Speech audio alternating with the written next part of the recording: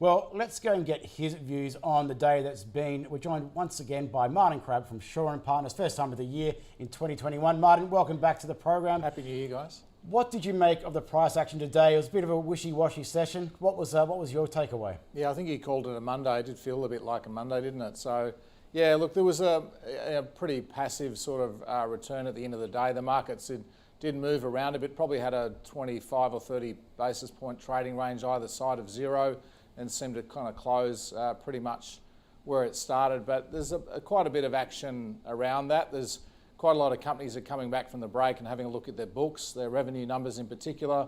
I think we've had about 7 or 8 of the small retailers provide market updates that have been positive. So one of the stocks in your list there before was ARB Corp, which is a auto parts retailer. Now they're flying at the moment, so they had pretty strong revenue. So there's quite a lot of early signs, Scuddy, even though it's sort of day 2 for a lot of us, that this reporting season could be quite good. All right. Yeah, I'm looking forward to reporting season.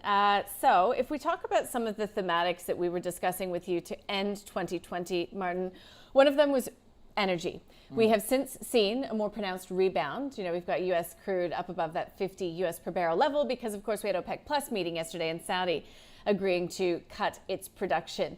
So in that environment, we've seen the energy plays over the past couple of days put in a pretty good performance, but do you still get the sense that this might be as good as it gets, considering we've still got this pandemic moving across the globe?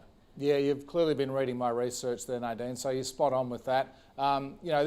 Probably 6 months ago, we felt that the energy sector had not priced in a recovery that a lot of other sectors such as travel had. So it made a lot of sense from a risk-return perspective to add energy to the portfolio.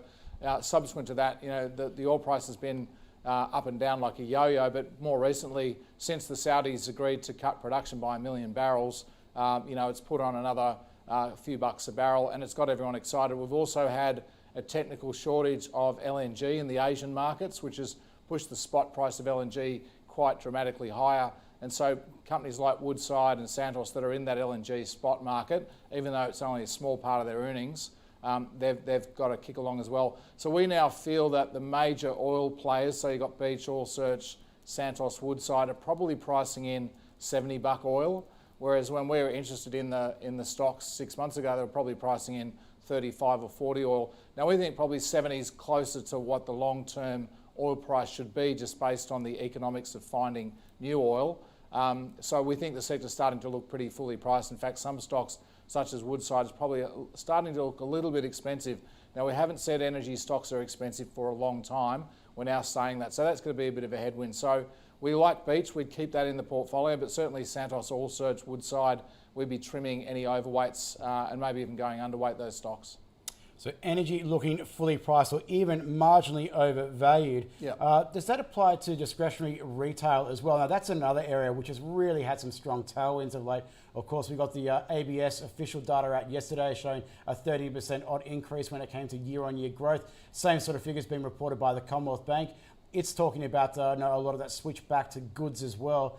When it comes to consumer discretionary, is it fully priced right now? Yeah, look, the setup for discretionary retail is incredibly positive, and that's reflected in the share price performance of some of the names. But just to do the maths, I mean, Aussie spent about $150 billion a year on discretionary retail, and we've saved about an extra $100 billion during COVID because people have been worried about the future, and so saving rates are running at 20%. So that's $100 billion on what is normally a $150 billion number. There's another 60 odd billion that we typically spend travelling overseas, so that we obviously can't spend that money, so maybe we whack some of that back into discretionary retail as well. So you potentially got a doubling in discretionary retail. Now that's not going to happen. People are not going to spend all of the extra money they've got, but they are going to spend a lot of it. So, and there's really not that many places to spend your money. There are not many places to have a holiday. So I think that setup's pretty good. Now the key here is how much of that is dragged forward revenue that's not going to be replaced in 2022. So all the analysts are saying, look, 2021 is going to look fantastic, but 2021 is going to have a big hole because everyone's going to travel again, and they've already bought all the stuff they're going to buy. So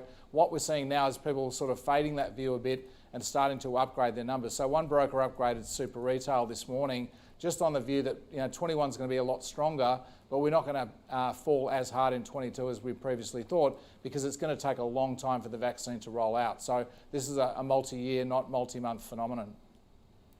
Okay, so if you had to pick the real winners, we've already had a number of upgrades coming from these companies ahead of reporting season, or at least if they're not upgrades, they're putting out pretty positive expectations. So the guidance that we're getting now is the guidance we didn't get 6 months ago. Yeah. So you can think Accent Group, you can think Nick Scali, you can think, gosh, what else? There's been Shaver Shops in Shaver that Shop. group, Adair's in that group. Yeah. Accent, I think you ARB. mentioned.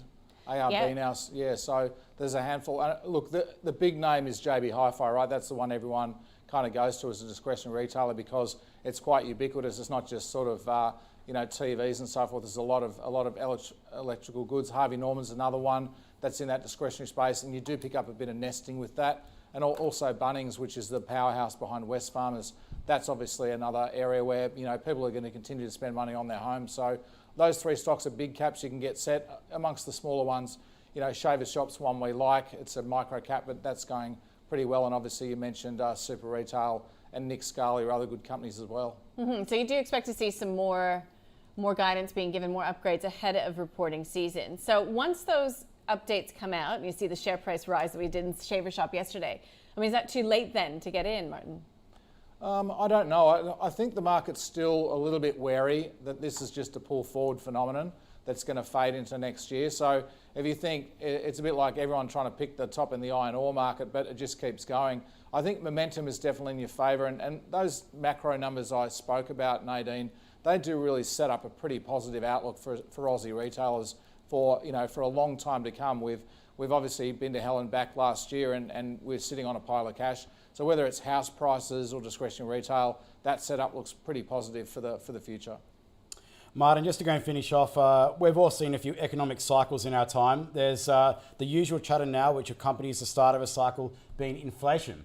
We're seeing nominal bond yields starting to go and lift, and a lot of people are getting involved when it comes to the cyclical areas of the market. What's your take as to what the inflationary pulse is going to look like in the coming years?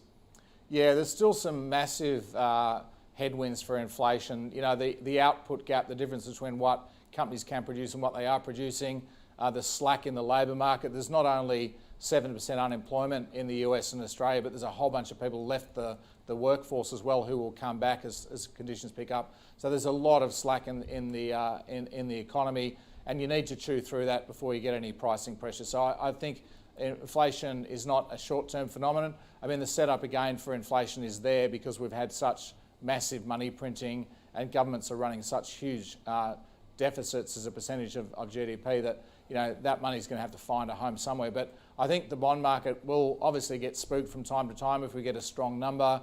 We've got Joe Biden obviously talking on Thursday about his spending package, which is going to be, quote, in the trillions. Yeah. So there'll be things that come along and spook the bond market. But the other thing you need to think about, with this much debt, we can't afford to have interest rates going up because we can't pay the interest.